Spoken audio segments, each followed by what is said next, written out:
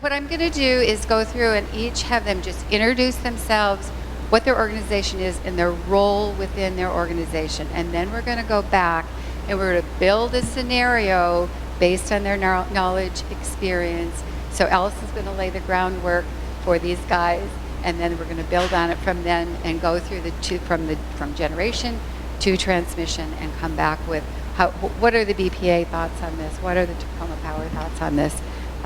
So, Allison, do you want to start with introducing yourself? Sure. I'm a geotechnical engineer that's been in Oregon and Washington for, well, I've been here my whole life. I've been working here for about 12 years. I graduated from Oregon State University. I work for Hart Crowser. We're a geotechnical and environmental engineering firm. And in 2010 and 2011, I was lucky enough to go with the American Society of Civil Engineers Technical Committee on Lifeline Earthquake Engineering, we call it TCLE, to both Chile in 2010 and Japan in 2011. And the point of that particular team is not as much hardcore geotech, which would be interesting for me as well, but it was to go look at lifelines and not only what was damaged, but then what the emergency response was and how they were recovering. So instead of going immediately after the earthquakes, we went 4 weeks after the Chile earthquake and 6 weeks after the Japan earthquake. As a geotechnical engineer, it might not be as interesting from that standpoint, but from an Oregonian, and I spend a lot of time in Vancouver, so Southwest Washingtonian, that was probably the more interesting portion for me, was to actually see how their lifelines behaved and actually how incredibly well they did. Because in both Chile and Japan, that 3-3-3 that we keep saying is a pie in the sky, they did it. So I know that it's possible. Excellent. Okay, Toby, the infamous Toby. Toby's tent cards just kept appearing. So he's been here in spirit for 2 days. Yeah, that's interesting. That could be a bad omen, I guess. But Toby Brewer, Tacoma Power, Chief Dam Safety Engineer. My job there with Tacoma Power is, like the title says, make sure the physical structures don't go anywhere. Make sure that they're monitored daily, weekly, annually, and we're comparing how they're performing. You know, dams move, dams leak. How much do they move annually? You know, that's kind of a cyclic deal with thermal expansions and water loadings. So we monitor all of that. We also go through and make sure we get the correct structural stability analysis done, the reports under all the various loadings. Today we're dealing with earthquakes, but we also have the hydrology, the probable maximum flood. You know, it would be the flood that can realistically never actually occur. Just almost, but not quite ever get there. So we look at all of those. In addition to that, then we work, as I mentioned earlier, we do the emergency action plans. We coordinate with all the outside agencies, all the internal agencies, the federal government. What else do we do in there? A little bit of everything. And then we literally sit there and based off of the structural analysis, we look at it, how will that dam perform, or how will components, the systems themselves come together, and we'll look at what do we need to modify and or rebuild. Earlier I said, you know, the dams are going to survive. Allison brought up the point that survive doesn't mean they're not going to be broke. They will physically still be there, but there will likely be some major work going on afterwards. The spillway gates, the spillway piers, they'll still be there, but will they be pristine and perfect? No, at some point you'll probably be going back and doing some repairs to them. But will they still retain the water and or will they still operate is the key. And so yes, you know, the physical structure will be there, but yes, I plan that obviously we'll end up having to replace some or repair some of the gates and things, I would suspect. Okay, good, thanks. Dan. Okay, so my name is Dan Gillins. I'm a fairly new professor at Oregon State University in their civil engineering department, and I do have a PhD in geotechnical engineering. And so I guess over the past just about a decade, I've spent a lot of my time mapping liquefaction hazards and lateral spreading, which is a type of liquefaction ground failure. And I'm hoping here today to be able to talk a little bit about that, and also talk a little bit about the Cascadia Lifelines program, which is a program that I'm working in at Oregon State. It involves several different lifeline providers like Department of Transportation, different electrical and fuel line providers, and it's a research consortium where we study the earthquake hazards, and so I hope to talk a little bit about that today too. Dave, go ahead. I'm David Scofield with the Corps of Engineers. I'm a geotechnical engineer with 25 years with the Corps, and for over the last 5 years been doing risk assessments for dams across the country, both looking at hydrologic and seismic issues. And the Corps does their own, it has a parallel program similar to that manages or oversees the private sector on energy power systems, and the Corps has their own internal program. So I've been working on that a little bit. And the last 2 years I've been working more on details, issues evaluation, where there's some issues at dams in Portland District where we work at a project. Everywhere we've heard is top-down planning going down. Well, my experience is starting at the project level of dam and working up. So I'll bring out, hope to talk about some of the issues that we have at a particular dam and what it may mean as it carries through.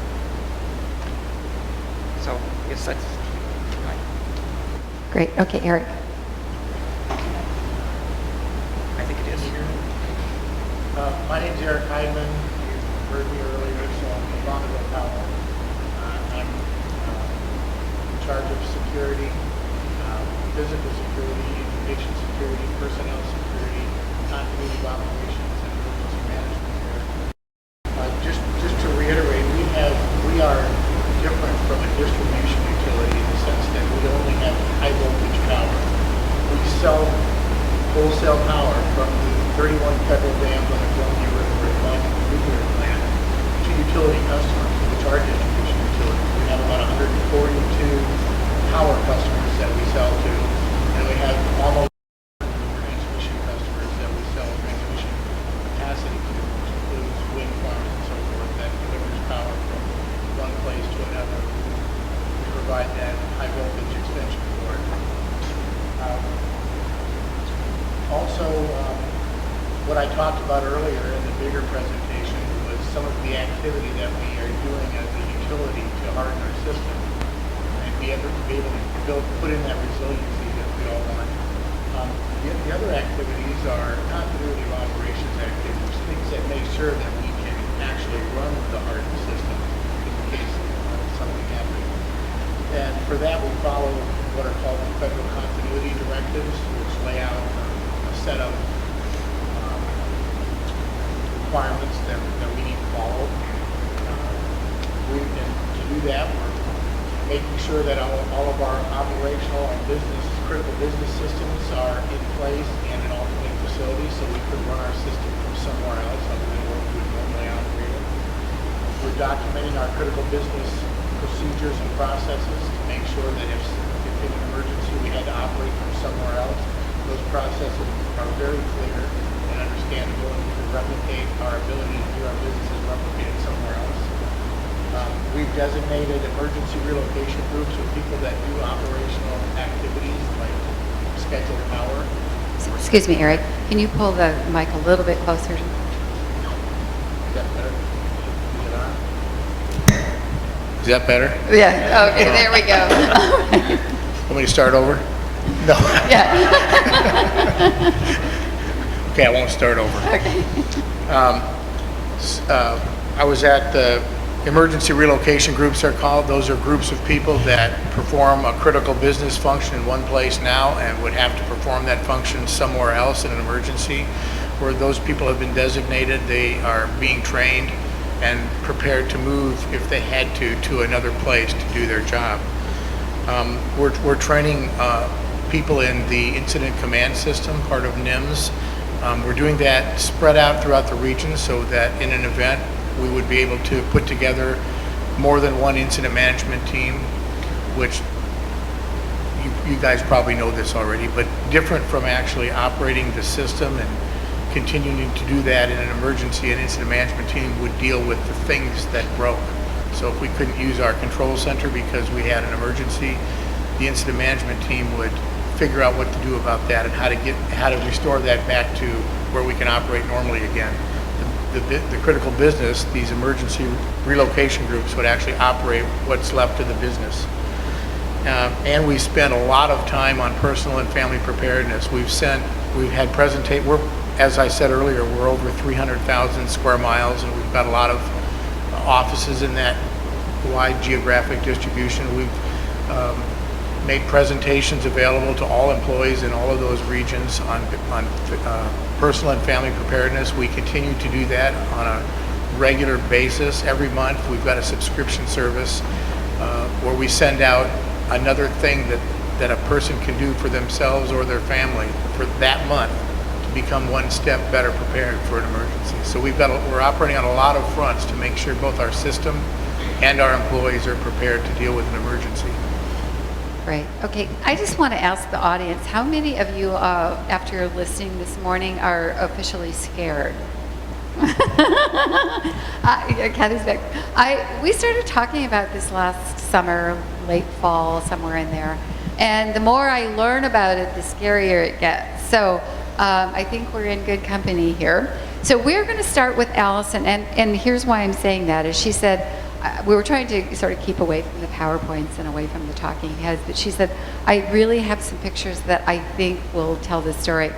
Well, I looked at those pictures, and if I wasn't scared before the pictures, I was scared afterwards. So we've got a few pictures.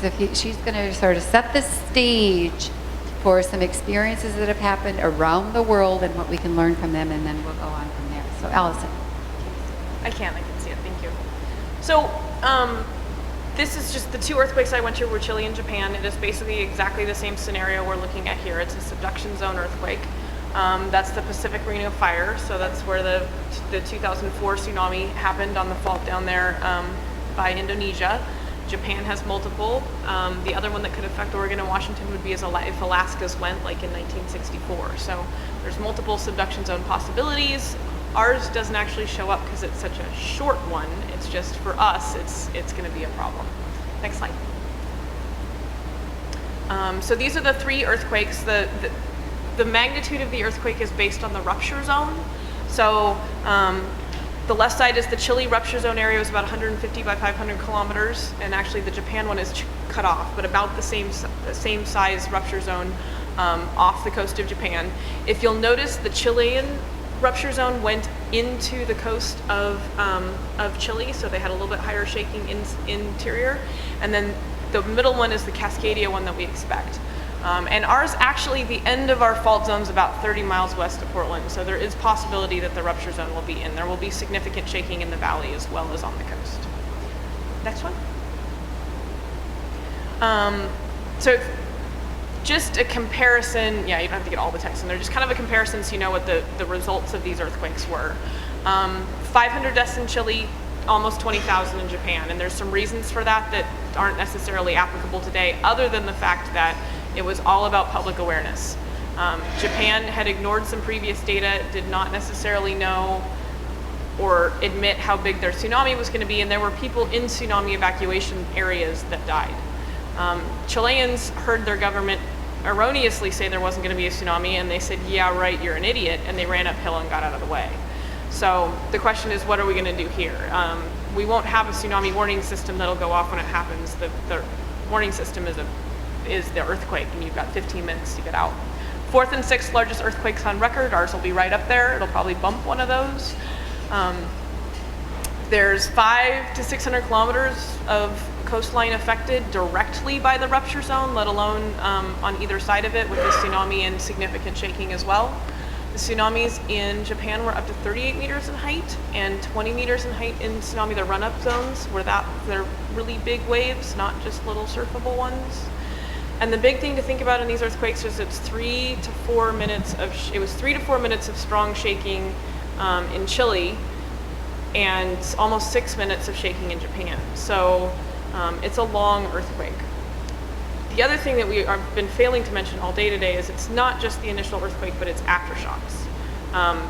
If you go and watch the videos of the USGS website that shows the earthquakes as they happen over a year, you get the big one and then you get a whole bunch of little ones. Chile had 130 over magnitude 6 in the first week after their quake. So you may be safe in your structure immediately after the earthquake, but you want to make sure that wherever you are or whatever you're doing is going to make it through another earthquake. Next slide. The main damage areas that we saw were where we've got weak soils, which Dan will elaborate on. Weak infrastructure. Both Chile and Japan have these often enough that most of their things that have fallen down have actually already fallen down. So, and they've replaced them. We started putting seismic building code or seismic design into the building codes in Oregon in '94 and '97. In Washington, it was a little bit earlier, but think about all of our infrastructure that was built before 1990, and that's what is included as weak infrastructure. And then tsunami damage. Both areas did have significant tsunami damage. There's really no way to get away from that. So when we talk about the 3 days, 3 weeks, 3 years, it is with the exception of the tsunami inundation areas. Next slide. So liquefaction and lateral spread, I'll just 2 seconds worth and Dan will talk about it. If you go out and stand on the beach and you shake and you sink, that's liquefaction.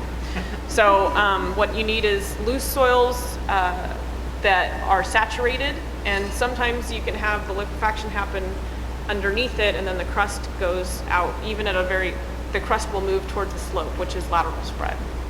So I'll let Dan take the rest of that. Next slide. So ground shaking damage, these are weak soils. This bent tower actually did just fine. What happened is that tower next to it was on liquefiable soils and fell over and pulled the one adjacent to it over. This is in Shelby. Next slide. So that slide right there is the 3 BPA transmission towers on the Willamette, where we expect 25 feet of movement out towards the Willamette River, just so you know. BPA is, as Eric has said, doing a lot to first assess what their damage is and then looking towards fixing it. But there are other public utilities in the area besides BPA, including the distribution systems, who have not necessarily assessed their river crossings. What's next to it is a residential area that down near Tokyo Disneyland, which is all hydraulic fill. They go in and other types of fill, so it's a big area of liquefiable soils. And those poles just decided to go all over the place. But that's the distribution side versus the transmission side. Thanks. Landslides are also a problem. Chile didn't have very many in their earthquake because it happened at the end of their dry season. Japan had a few smaller ones. They didn't have anything catastrophic. This one was actually one of the earlier Japanese earthquakes. It wasn't the subduction zone. The problem is here, there's a recent ODOT report about they have gone through and looked at the landslides that will affect their system. Landslides are going to be a big problem for us, especially if it happens during the wet season. We get landslides here all the time without an earthquake.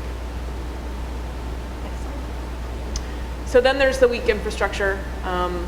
These are a couple examples of facilities that actually did pretty well. Both of these are from Japan. I had some Chile photos too, but I think these are both from Japan. One of these is actually base isolated, but they still had some issues. The transformers had issues with just equipment failure due to shaking. And then again, there's the tsunami damage. So huge swaths of areas that are out. The only plus, and you can't really even call a plus to that, is nobody really cares if the distribution of your utilities is back to those areas. It's pretty much just an emergency response problem. The number one issue in tsunami areas, besides loss of life, is trying to get through the debris and the environmental hazards within the debris. That's it. Was that the last one? Nope, that's fine if that's the last one. Okay. So I thought there were a couple more, but I basically, talked about electricity in this one because that's kind of what we're talking about. The fuel was also, I also thought was included, but she pretty much hit that today. The fuel side is going to be our number one problem when it comes to critical infrastructure.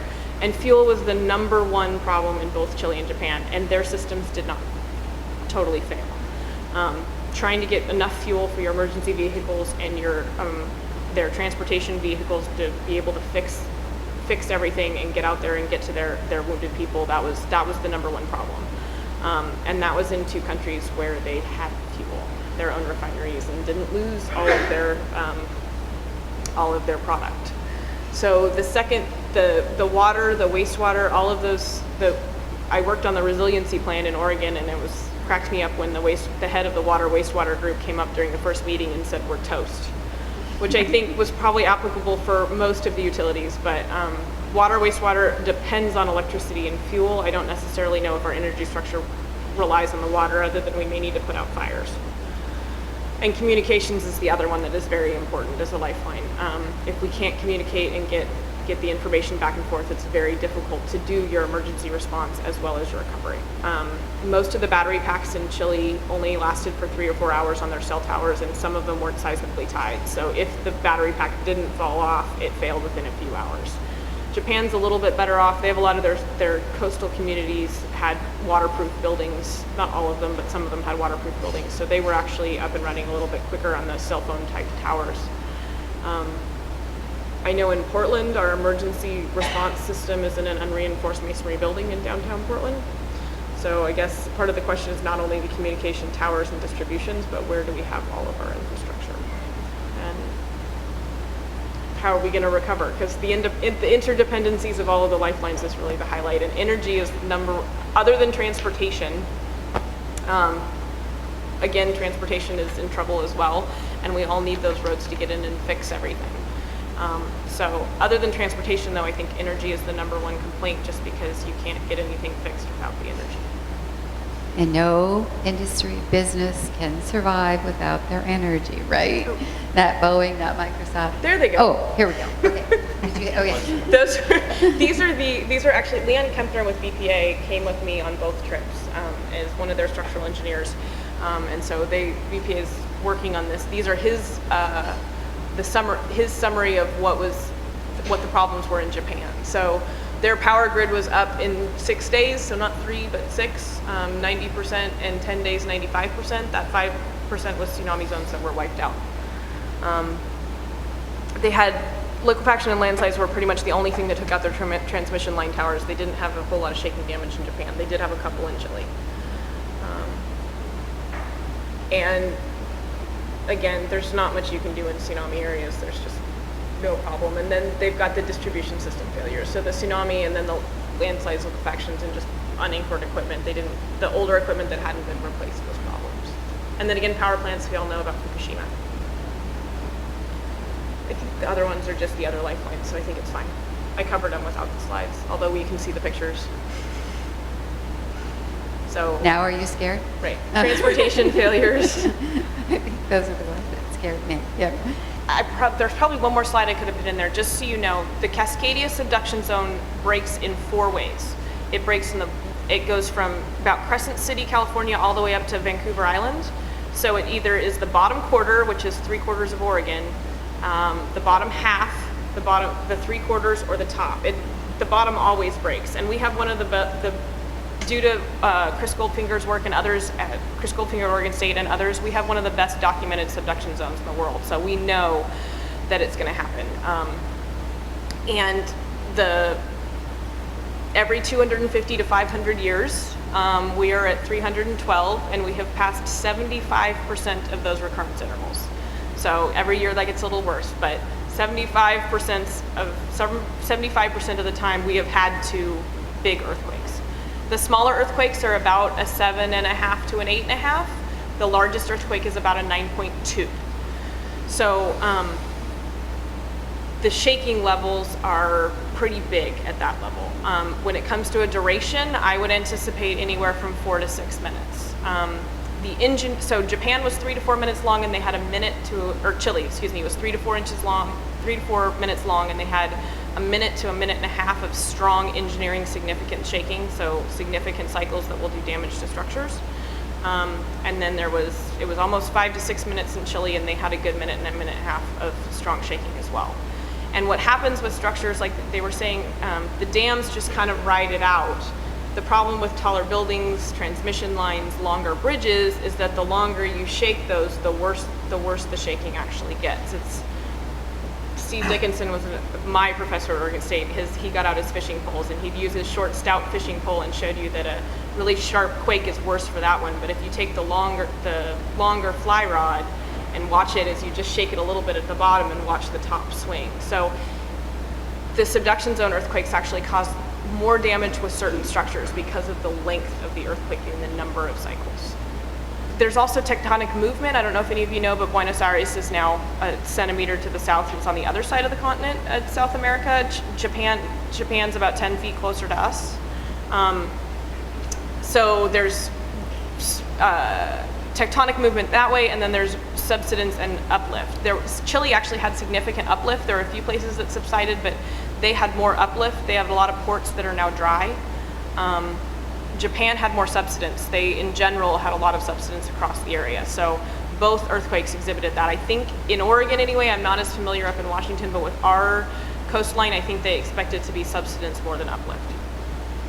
Okay, Daniela, I just realized I didn't have you introduce yourself, and she's been dutifully over there taking some notes. So you are capturing the problems as Allison was describing them. So could you just introduce yourself and then just tell us what you captured, just basically sort of wrap up Allison's groundwork.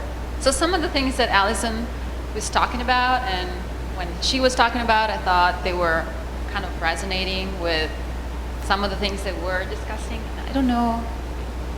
Just wanted to see.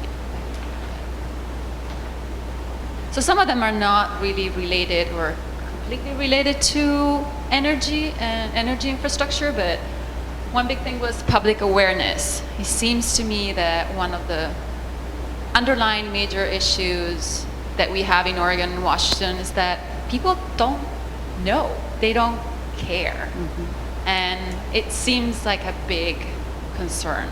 Like one of the major things, like, I don't know, I anchored my house last year. I think Allison did the same. We shared stories about, who do you hire? Do you do it yourself? And when I talk to people, it's just, why would you want to do that? And I'm like, well, because of this. And people don't know. They don't realize it. So I'll I thought, show the pictures of the Red Cross shelters in Chile. Yeah. Weak soils, liquefaction, seems it's major issues for Oregon. And weak infrastructures, landslides. Like, I live in Southwest Portland, and a house just went down a few years ago, just by itself. You know, there wasn't any earthquake or anything. It was just a big rain, and poof, the house slid down. So, utilities in tsunami areas. So we're talking about a lot of times transmission lines and powers, like in Portland or like major areas. But what happens in tsunami areas? Are we just assuming that everything disappears? Is anything going to be there still? Can we get to it? And well, I guess fuel is probably one of the major issues for us, since we don't actually have any of our own. We import everything. And water and wastewater. Communication, I feel like somehow goes also with public awareness. And then Allison was mentioning energy response facilities. It's great to be prepared, but if your facilities are in a place that you can get to it when you need it, like your fuel is in a place where you can get to it, then what's the point of having it? So these are some of the topics. Okay, so with those in mind, before we're done here, because we have to do the homework Matt told us to do, we're going to have to prioritize these, and already we're up to, 10 or so, whatever we're there, right? All right, so OSU, I'm really impressed as an Oregonian that OSU has done so much work, that there's so much going on in Oregon, and maybe it's going on in Washington, and I have just not been aware of it. That could very well be. So Deanna's going to tell us a little bit of what they're doing at OSU, what they're finding in Oregon, and then we'll try to learn from that. So we've got your slideshow up, I think. Did we just lose it? Oh, okay. There we go. Okay, thanks. So I guess I wanted to start off by saying today that a lot of the images I'm about to show come from a report on Oregon's critical energy infrastructure hub. And the reason why I just want to bring this up is I think this is a significant hazard that faces the state of Oregon, and actually because of how it's connected with the state of Washington, it's also a problem up here as well. So these two figures that you see on the right here kind of depict this energy hub in Oregon that houses all of the major liquid fuel pipelines and transfer stations, natural gas pipelines. A lot of the high voltage substations and transmission lines all come into this one location, and electrical substations. And so you can see here on the bottom right figure, you can see how this location in western Portland, where this energy hub is, and how it's located very closely to a river. And I think that that's a major problem. It's also a lot of it's constructed on hydraulic fill, and all of this. So the underlying soil beneath this critical infrastructure is considered highly liquefiable. And so if a major earthquake were to strike, or certainly a great earthquake like the Cascadia subduction zone, the prevailing thought is this energy hub would be lost. And that could be severely damaging, especially for just simply emergency response after an earthquake. So I just want to talk just really briefly about liquefaction. I don't want to talk too much about it. I thought Allison did a great job giving an overview of it. There's several different types of ground failures that can occur as a result of liquefaction, as depicted here. And so in these images, the yellow zones are those that we would say liquefied.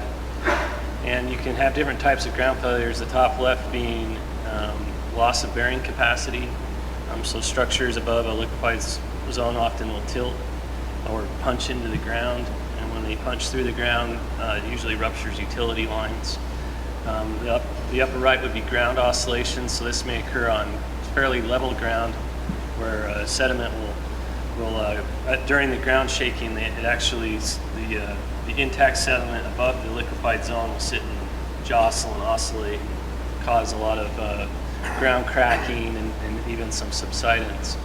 And then the bottom left one is lateral spreading, which really occurs on fairly gentle slopes, as gentle as 1% ground slope. And it's actually considered the most pervasive type of ground failure because it occurs usually where a lot of our infrastructure is built, is on gentle slopes. And so if the soil above this liquefied zone will actually slide down slope or towards a river face. And so usually river channels are a huge problem. During liquefaction, the sediment above the channels will actually slide into the channel. So if there's any kind of utility lines or energy lines that are crossing rivers, the sediment will often slide in and compress and tear apart those lines. And that's why I think that the critical energy infrastructure hub in Oregon is at significant risk. And then the bottom right would be more of a landslide type failure, which is considered more rare, but certainly more catastrophic. Usually involves loss of life. So just real quick, I think we talked a little bit about liquid fuel. But this is the network between Washington and Oregon. It's primarily built with 1960 pipeline. It's a 1960s era pipeline that wasn't necessarily designed for seismic safety at all. It was designed primarily before we fully understood the seismic risk in Washington and Oregon.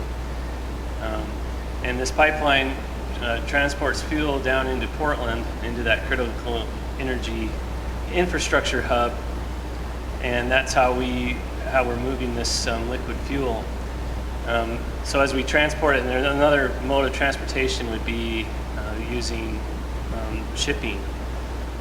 So in this report that I read, obviously during a tsunami, we're going to see a lot of coastal damage and a high likelihood that the mouth of the Columbia River will be closed.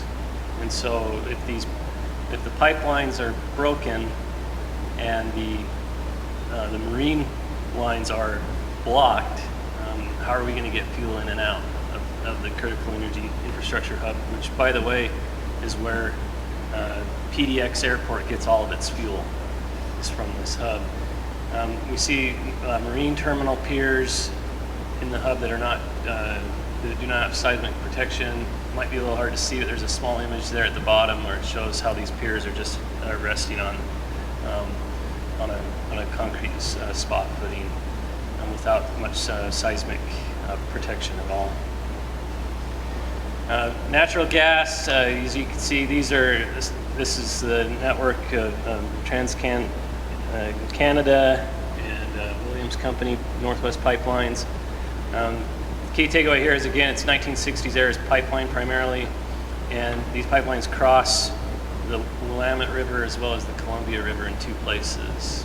And in my opinion, I think these river crossings are where we're going to see major damage due to lateral spreading. As you can see there in the bottom left, and during lateral spreading, the soil will actually, as it moves down into a pipeline, it's going to compress and break it. Whereas up near the scarp or on the upper end, it may pull the pipeline into tension and cause damage that way as well. So you can go into tension and compression. Right here, and that's just west of us. So we're sitting right on the Let's bring it home a little. Yes. Dan and I are from Oregon, so we know more about our infrastructure, but the Washington infrastructure is very similar, and the area up by Puget Sound is just as vulnerable with as many liquefiable soils and river crossings. And to think those 4 refineries that supply Washington probably aren't designed for it either, so I wouldn't anticipate that Washington's fuel supply is going to be much better off than ours. Sorry, Dan. Yeah, thanks. So I think Allison and I may think a lot alike, or maybe we had some of the same pictures, but as you can see here, again, electrical lines, it's the same problem. The one that she talked about here was damage due to liquefaction. Mm-hmm.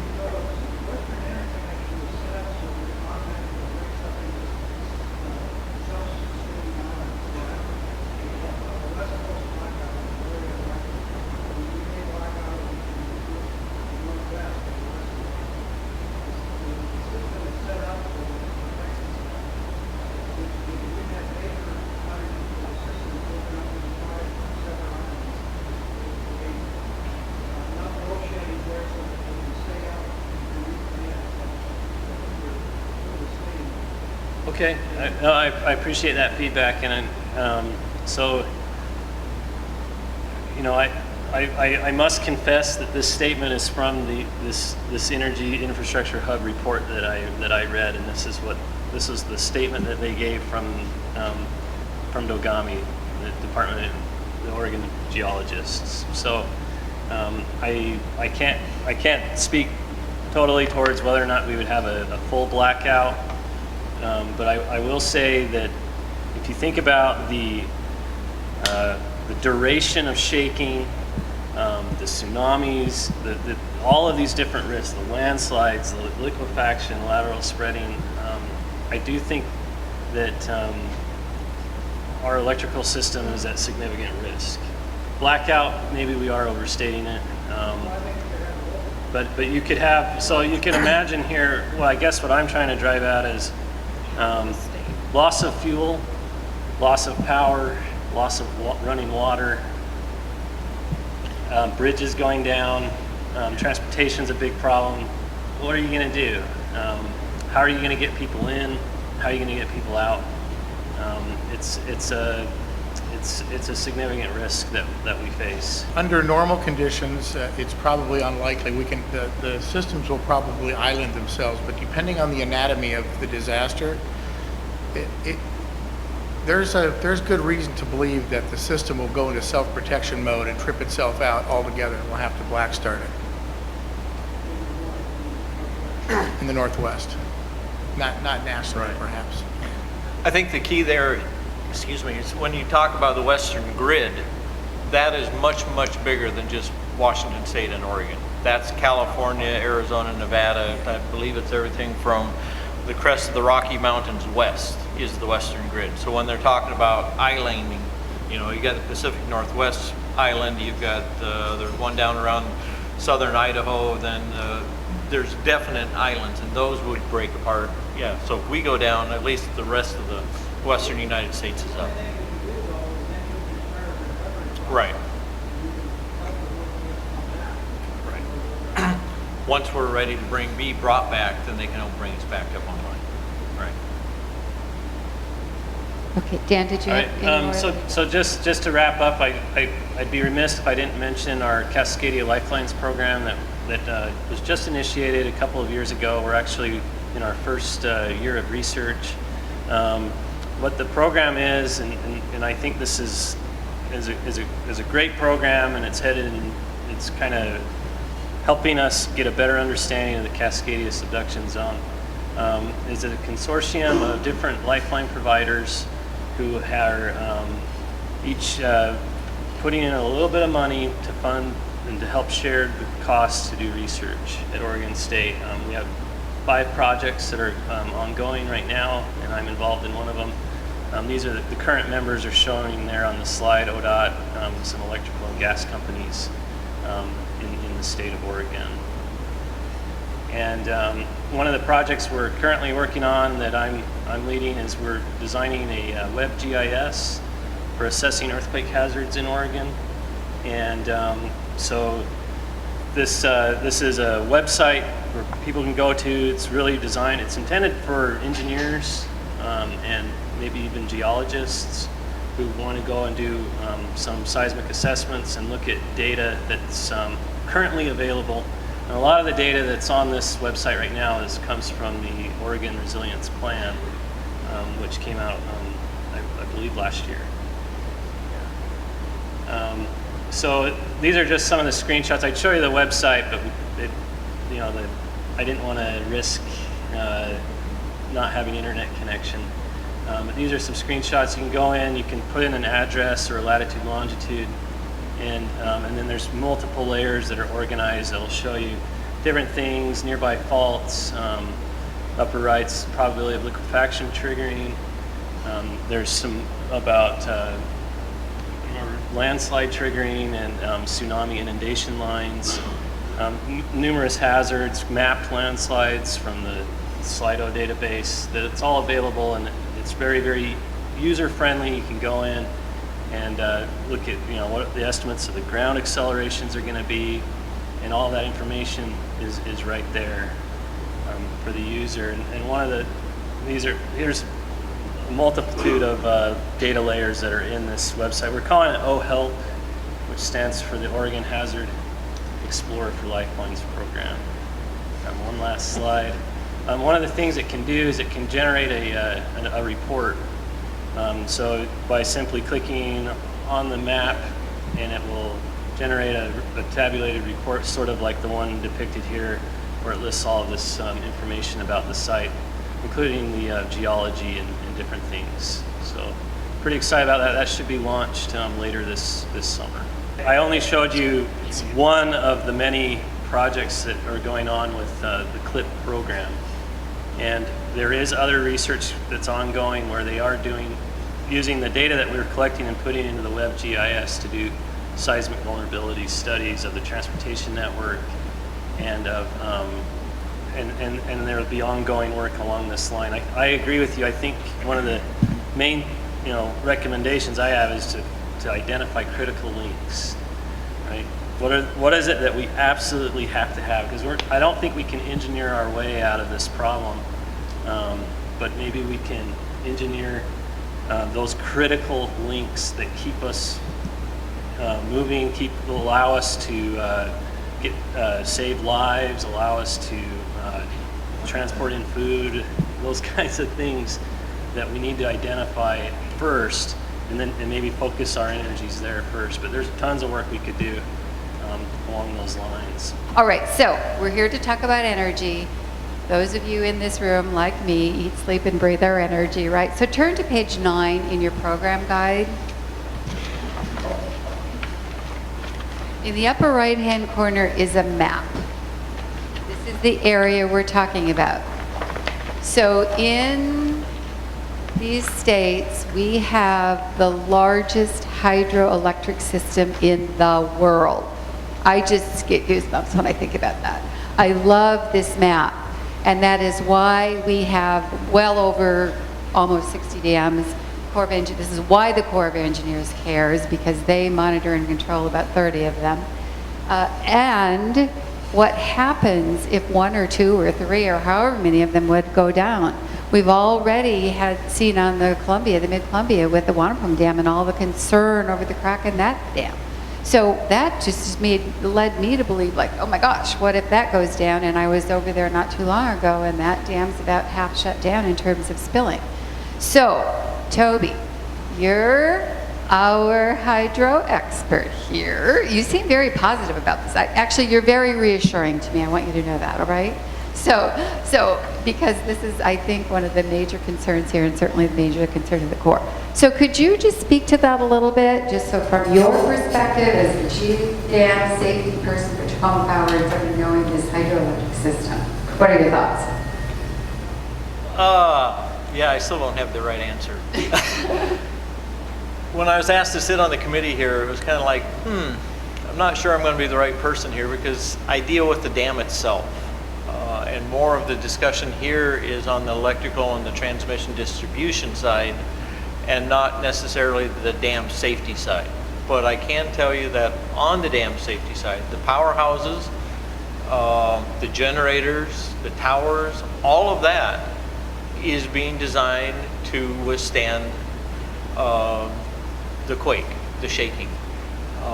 As Allison brought up earlier, you know, the code is a life safety, but they also have a component of it of essential facilities of life safety. So you have the basic is, will that basic building remain standing? Will that barn, will that house still stand? But then they have critical structures in there that you add an extra factor of safety on top of that as you're designing into it. And so they're to the next elevation in the design modes. And so all of the dams and the powerhouses are, when they're being redesigned, are going to that level. Some of them go back to 1900s though, and I guarantee you, like that gymnasium we were sitting in there, that won't be standing there after the quake. We won't have our summit there that year. Yeah, no, and right after I pointed out the ceiling, I looked over the walls, and I thought, wow, that's under-reinforced, that's a huge under-reinforced masonry block wall there, that thing's coming over and everything in here is coming down. But some of the older powerhouses are just like that. Some of them could have a problem. So where do I sit? And I kind of sit here, and like the gentleman in the back is kind of saying, is what can we afford? Because quite frankly, we engineers could design and build anything you want, but society isn't ready for the build. They're not ready for it. And my brother is a mechanical engineer, works for firms over there in the Tri-Cities, the nuke world, and he and I have some very interesting debates about the future of nuclear power. And he's confident it's going to come back, and it is the saving grace of the world. And I sit there and I say, I doubt we ever build another nuclear plant in the United States ever again, because of the consequences, the risk and the consequences of them. And he says, but we can build them safe. He says, yes, we can. As engineers, we can build them safe.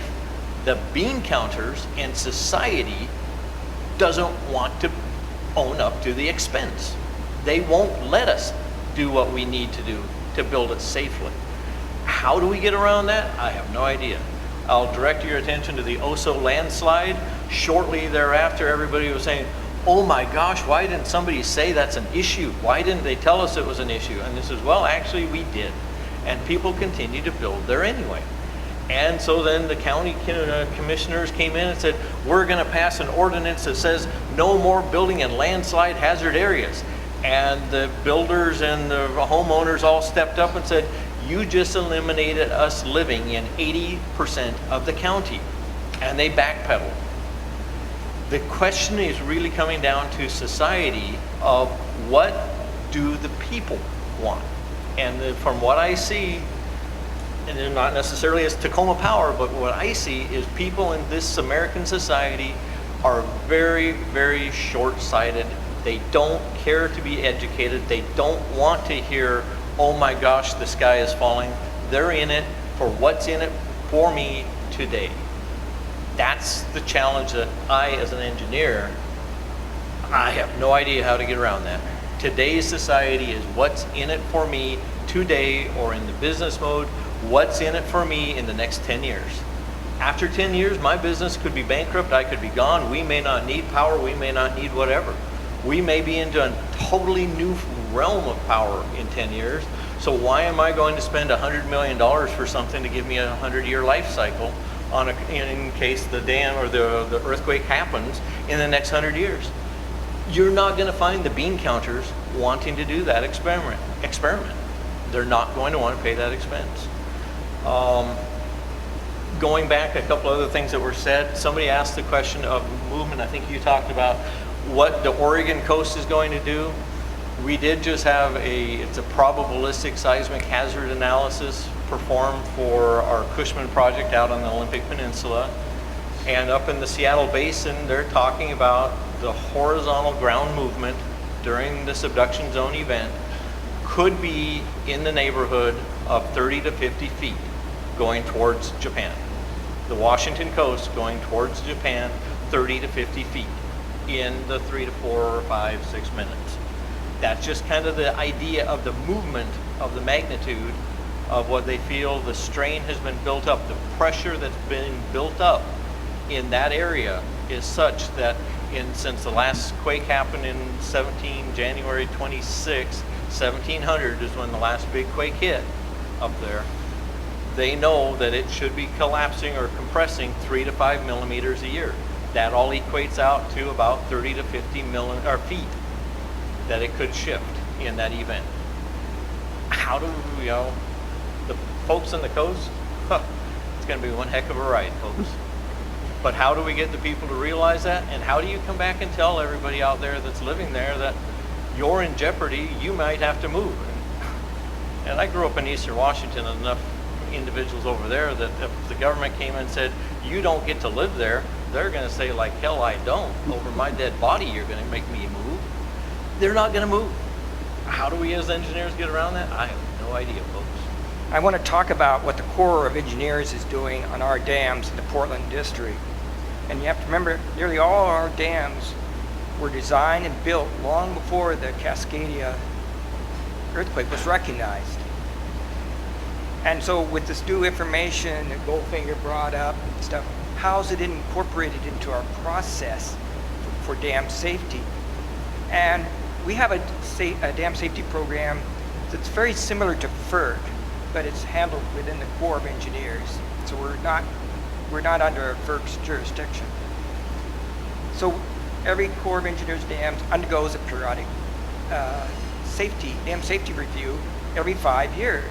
And when it's found to be deficient or unsafe, we will go and do modifications to address those safety issues. And we do take this seriously.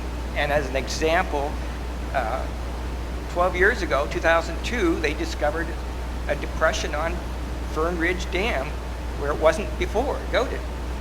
And after investigating it, they concluded and they discovered it was internal erosion, which is sort of death to a dam, and it was accelerating. And so the Corps immediately pulled the water down and did emergency repairs. It was repaired in 9 months from when they declared it was unsafe. So specifically for Cascadia earthquake, the Corps accepted it in 1994 into the dam safety program. And from around the world, the general experience is that well-built dams will perform pretty good. And the Corps of Engineers, we do our own dams, we have our own inspections and quality control, and they are well built. They're well designed and well built with redundancies and things. So based on that, over the years, the Corps has pretty much concluded that unless we have some kind of foundation liquefaction or some kind of design flaw or construction practice flaw, the dams will perform and it will be there. And we'll have acceptable performance, which is that. Now, that is not to say there's going to be undamaged. We do expect damage. We're going to expect cracking of dams, up to several feet of cracking, offsets and things. But we don't think it will lead to failure. And that is the criteria for the Corps is we do not want, we cannot have a catastrophic failure of a large reservoir. You will add to the death toll. There's hundreds of thousands of people at risk downstream. A failure could add another 1,000 deaths, or multiple thousands. So we can't have that. And so what we've been focusing on now is holding back this water and ensuring it will not be released. So where are we now? Well, the Corps in the last few years has gone into a sort of a risk-based informed decision-making process where we'll assess the risks of it, we'll look at the downstream consequences of it, and figure out where it plots. And then funding will address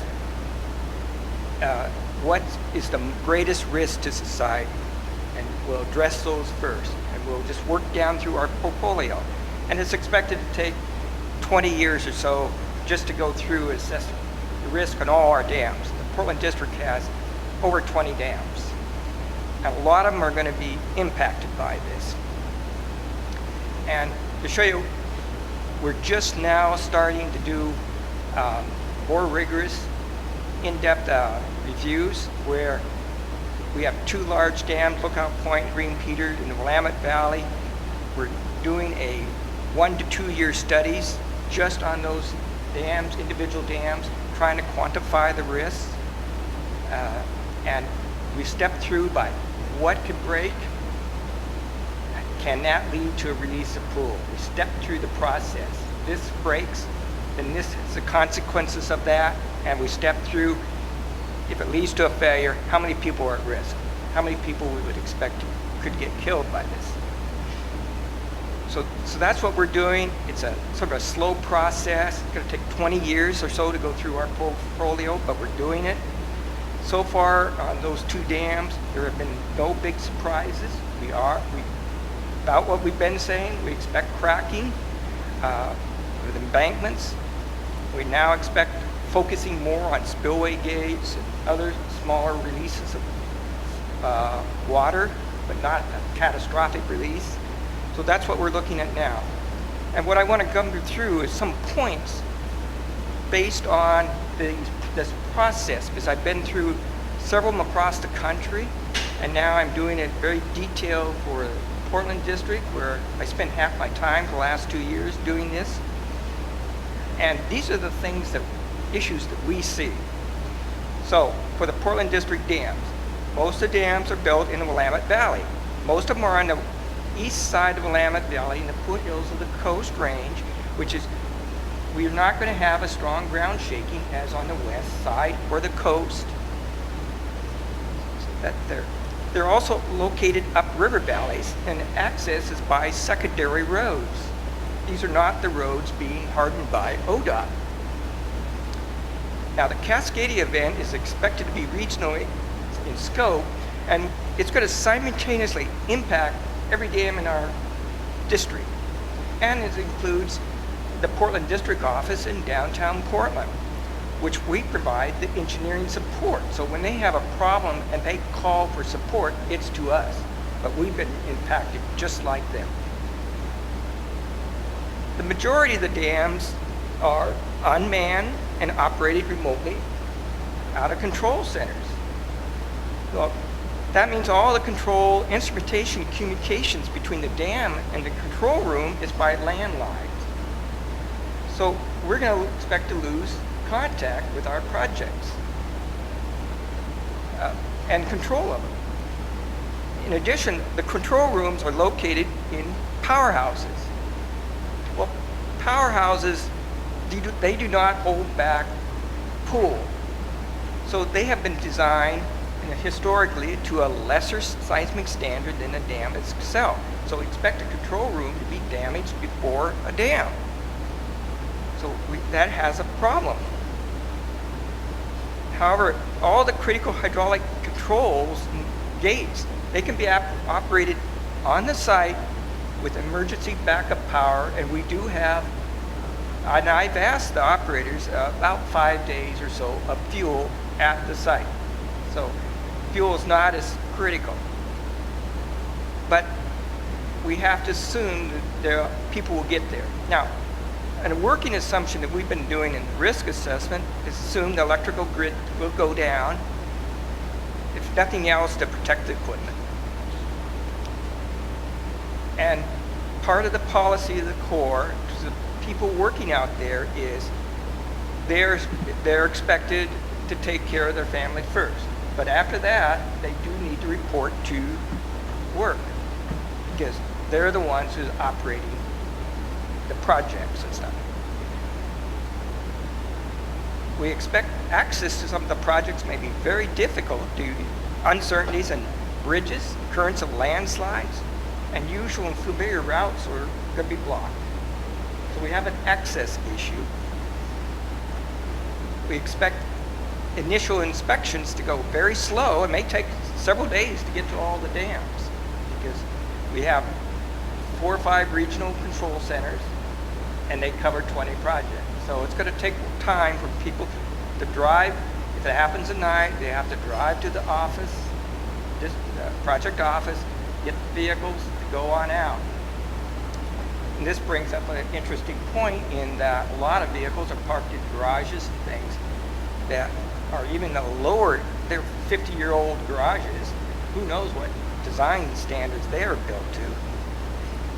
Now, while our projects do have emergency generators and fuel on site to power the critical systems, they do require an operator, maintenance worker to get there.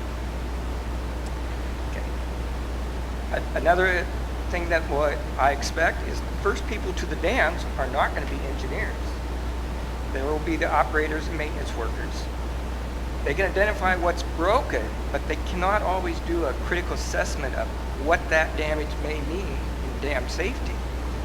Specifically, if you see cracking in an embankment, is that important or not?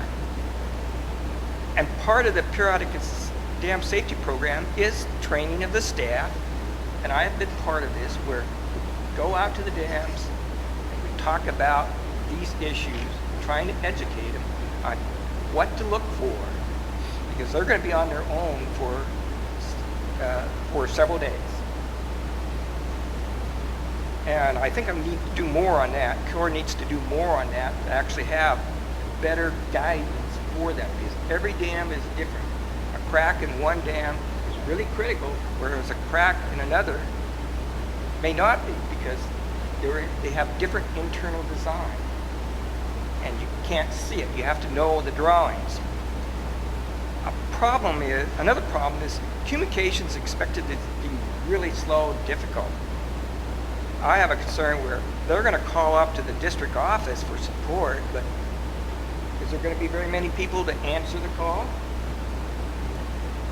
Now, we do have satellite phone numbers, and cell phones are going to be overloaded, so we can probably get around with that. And we have sister districts to support us way back, Walla Walla and Midwest, but they don't have all our drawings and things. Another issue is going to be computer access, or to find paper copies of critical manuals and drawings for damaged components. Because if you talk to the operators, says, oh, spillway motor doesn't work, or this is damaged, we could swap parts, but you might need a drawing to find out where to disconnect things and how to do it. A real concern I would have is an overreaction by the operators, because if you see damage to the dam, your first reaction is maybe I should start releasing water, and the premature large releases of water to lower pool fast is going to cause significant flooding downstream. If all 20 dams start releasing water, you're going to have a flood. And now we're starting to recognize, well, this is a regional event, and maybe we need a regional component to the emergency action plan. So those are my comments. Great comments. So in the interest of time, I want to make sure that we get the transmission piece addressed. Because as we saw by those pictures, that looks actually like it could be the most crucial part of this and the most damaged most easily, if I'm reading this all right. So I'm going to let Eric, if you would, from a BPA perspective, talk about your thoughts about the transmission lines. Well, I think that there's no simple answer, obviously, on what you can and cannot do to protect yourself from an emergency. There's not an amount of money you can spend that can ensure that nothing will happen to your system. So I think the way BPA is approaching this is from a resilience perspective. We've been working, as I said, since the mid-'80s to harden our system. We are planning with a filter of continuity and a filter of resilience in mind, so that whenever we do a new build or an upgrade or a retrofit, that we think about this resilience, and with the goal being that no individual asset becomes so important that we can't function without it. So I think building in resilience isn't making sure something doesn't break, it's your ability to operate through or after an event, because you've put in, let's say if you have an option of putting 2 circuits in instead of 1, maybe you do that. If you put in 4 breakers instead of 2, maybe you do that. I'm not saying that that's the answer, but there's things you can think of that help you. If one thing goes wrong, it's not so critical that now you can't function. And we do have a lot of energy meaning we're putting a lot of resources into thinking about resilience, both in our grid and in our ability to operate that grid from a people perspective. So I don't want to make everybody over comfortable with the grid, but we do have a lot of work that we've done and a lot of work we're continuing to do. Our grid is pretty stable. You've all enjoyed very few interruptions, I hope.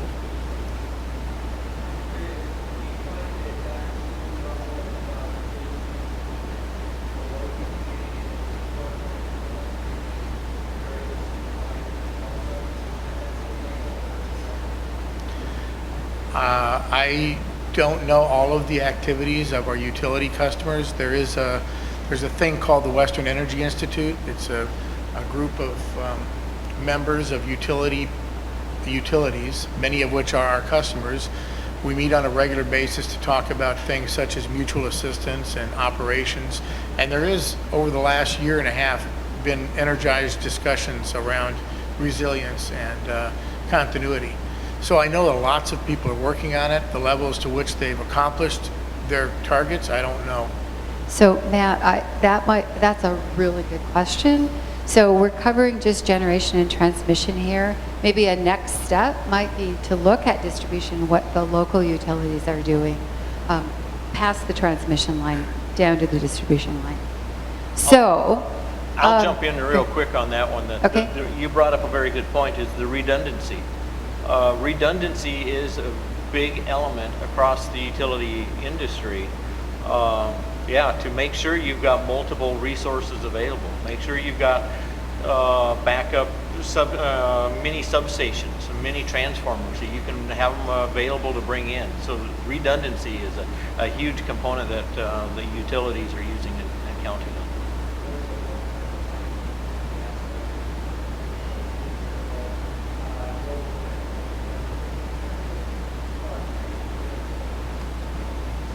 Right. To whoever just failed, and then backup energy control centers. We've got our primary ones, and we'll have backup ones, and then in the radio links. We've got the cell phones that are probably not going to be working. You got the landlines, but I think all of the electric utilities run their own radio systems, and on the microwave links for communications on those too. So Communications, of course, is always a challenge in anything. I think that operationally we have we probably have 7 layers of communication at least. We have regular phones, and we have cell phones, and we have GETS cards, and we have WPS service, and we have DATS lines, and we have microwave towers, we have fiber, we have satellite phones, and we've got HF radio. So I don't know what else we can do to try to communicate operationally in an emergency. Something else that we have used during a little bit, we haven't gotten fully involved with it, but don't forget about the ham radio operators that are out there. My dad is one, my brothers are there, they keep telling me I need to, but I don't like Morse code. But that's another resource that is available, that, to get out of the, over the top of the mountains and into eastern Washington, if everything went to pieces, then that would be another resource. Okay, we have 10 minutes. And I'm looking at Matt. We've got our homework to do. We got 10 minutes to figure it out, right? Okay, so here's what we have to do. You've all heard all of this. We could sit here clearly for the rest of the afternoon and beyond. But here's what we have to do. We have to find the 10. So I'm going to let you guys each pick one. Let's start with that. So if you were to pick the one top problem that you see, and what could as a solution be it immediate, or I don't know if you're putting years on this, Matt, 3 to 5 years, whatever. So what is the solution, and what would that, making it a priority, so thinking of it backwards from the priority status, so what would be from an energy perspective, what would that one thing be that we can start to do something about? So Allison, I know you got an idea. Assessment. Oh, assessment. They need to Okay. go through their systems, figure out what the problem is, and develop a priority system. And that's something that's low cost, and I think it would be low political cost too, because if we need to do it. They do, actually, utilities do it on a very regular basis. They might already have a good start, but ODOT's got the resiliency plan. We have the Oregon resiliency plan. I think every agency and utility needs to have one, so that when they go through and do the improvements as they go forward, they can consider it. Dams, everything. They've just incorporated it. And if I could Formalize it. jump in on that, to add maybe the next one down would be an assessment, but not just independent assessments, but an interdependent assessment. A systems approach to the I'd like to see, not just, where we look at, item A and item B, but how they all tie together. Because the reality is that's how it is. The Fukushima nuclear plant did not fail because of the earthquake. It did not fail just because of the tsunami. It failed because the fuel tanks that were there to provide fuel to the backup generators that were in fact up on tall pedestals that survived the earthquake, the fuel tanks were left on the ground and not bolted down. The fuel tanks washed away in the tsunami. That took down the nuke plants. Fuel tanks, bolts, as simple as that. So are you saying that's one of the top problems? What's So that? you get a top problem. Is that yours? Your No, top I'm just problem and saying solution? the systems You- approach. Keep that in mind as Okay. you're looking at your assessment. Got it. Systems approach. Okay, what is your top pick then? Public awareness. I realize they're not going to want to hear it. They're not going to believe it. But I'd say public awareness that it is going to happen. It may not be in any of our lifetimes. It may be 200 years from now. It may be tomorrow. But public awareness that, yeah, it can happen. That way, at least we will feel better having known that if they do die from it or somebody comes back and says, you never told us, we can at least say, yeah, we tried. Public awareness. Okay, Dave, how about you? One, if you were to pick one. I know that's hard. You had a long list. Well, most minor, but those are really important ones. I would really We like can have some of 10. We can have 10, so you can add to it. But to add another one on out of my list that might be new, people can consider is, sort of two is getting the emergency action plans coordinated with ODOTs, because access is important to us. If something goes wrong, we need to get access to a dam for intervention. They're on secondary roads, but there's not a lot of roads. Maybe it's something we can work with the counties and state. Let's get these critical segments Okay, Eric, your turn. What would you pick? I don't want to turn. You have to have a turn. Well, all of these things are important. Some of them have to be done in a certain order. You can't build things out unless you've done an assessment, of course. I guess, speaking from a transmission grid operator perspective, I mean, you have to have plans, you have to exercise those plans, or you don't know if they work. There's just so many things that you have to put in place to make sure that you've got some kind of a capability. But I think I'd probably say redundancy or critical supply chain. You have those things in place. Excellent. Okay, now, I'm not sure how to prioritize these. Let's start with, so Daniela, can you read that first one? Raise your hand. You know what? Let's do this. We're going to have to score these because we are out of time. Fast. All right. So would you read that first one? Lack of assessment and identifying interdependencies. Okay. Who thinks that's the most important one? The. The most, is that, who thinks that's absolutely the most important one? Assessment. Does it work? Oh, yes. Okay. Sorry. Who thinks that? All right. About 5. All right. So number 2. Public awareness. Who thinks that's the most important? Okay. That's all right. And then next. Oh, wait, there's more. There are more hands that just popped off. Okay. All right. Okay. Let's stop and think about this. We're running out of time. Okay, start again. The first Okay. All right. You want to start with number 1 again? Yes. All right. So I wrote down 5, but I don't know if I got. So how many? Raise your hand.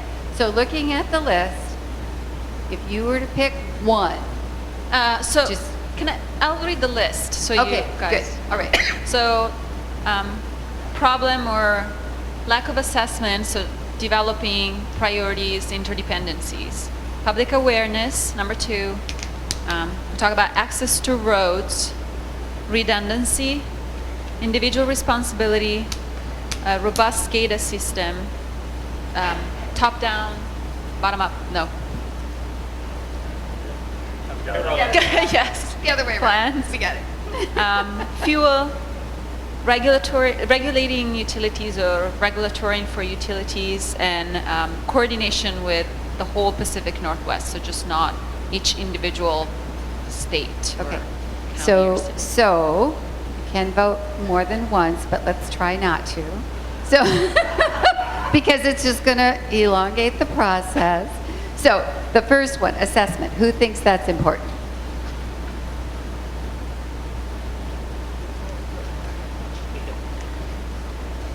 Number 2 is public awareness.